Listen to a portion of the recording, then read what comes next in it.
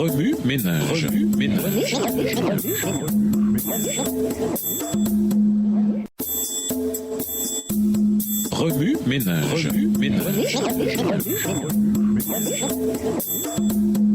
Bienvenue dans votre émission Remue-ménage. Aujourd'hui, nous allons commencer notre leçon numéro 14. Quelques leçons du livre de Job. Nous les déclarons heureux parce qu'ils ont tenu bon. Vous avez entendu parler de la longue patience de Job et vous savez ce que le Seigneur lui a accordé à la fin. En effet, le Seigneur est plein de compassion et de bienveillance. Jacques 5, verset 11. Certains mystères divins dépassent notre entendement. Mais nous devons continuellement avoir foi en Dieu et lui faire confiance, sachant qu'il nous a créés dans un but précis et que nous vivons éternellement avec lui dans un monde où tout n'est que beauté. Satan détruit, mais Dieu restaure. Lisons Job 19, versets 25 à 26. Job 19, versets 25 à 26. Mais je sais que mon Rédempteur est vivant et qu'il se lèvera le dernier sur la terre. Quand ma peau sera détruite, il se lèvera. Quand je n'aurai plus de chair, je verrai Dieu.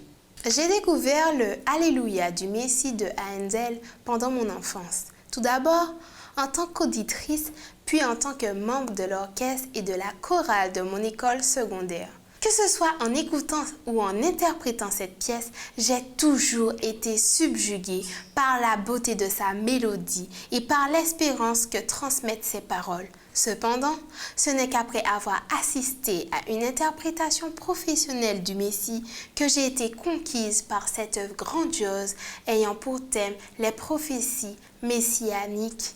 La naissance du Christ, sa vie, son ministère, sa mort, sa résurrection et sa victoire finale sur le péché à la fin des temps. J'apprécie particulièrement la pièce « Je sais que mon Rédempteur est vivant » tirée de Job 19, versets 25 et 26, version Louis II.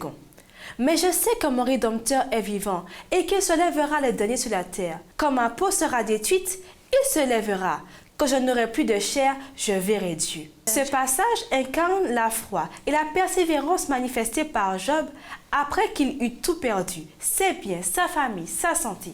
La perte d'une seule de ces choses suffirait pour que beaucoup maudissent Dieu, à l'instar de la femme de Job qui implora celui-ci de le faire. Mais Job 1, verset 22 nous dit « Dans tous ses malheurs, Job ne commit ainsi aucune faute, il ne dit rien d'inconvenant contre Dieu. » Tandis que Job demandait pourquoi ses malheurs s'étaient abattus sur lui, il ne perdit jamais confiance en son Créateur et Rédempteur, ni en la justification finale du peuple de Dieu qui prendra place à la fin des temps.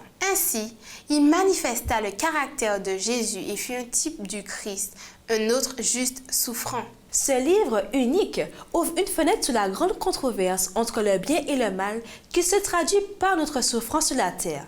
Le diable est un adversaire réel et rusé. Il utilise souvent ceux qui sont les plus proches de nous pour nous décourager. Dans le cas de Job, un homme irréprochable, ses amis bien intentionnés, mais dans l'erreur, lui dirent que ses malheurs n'étaient que le juste châtiment de ses péchés. Cependant, à cause de la chute de l'humanité, nous aurons toujours des problèmes sur la terre. Job nous rappelle que tandis que Dieu retire parfois sa protection afin d'épurer nos caractères, il ne prend aucun plaisir à notre souffrance. Il existe un contraste frappant entre l'amour miséricordieux de Dieu et la malveillance de Satan. Comme nous le rappelle Jean 10, verset 10, le voleur vient uniquement pour voler, tuer et détruire. Moi, je suis venu pour que les humains aient la vie et l'aient en abondance. Ainsi, quand le diable détruit, Dieu restaure. Comme Job, nous pouvons nous cramponner à cette merveilleuse promesse. Au revoir. Et à demain si Dieu veut. Remue ménage. Remue ménage.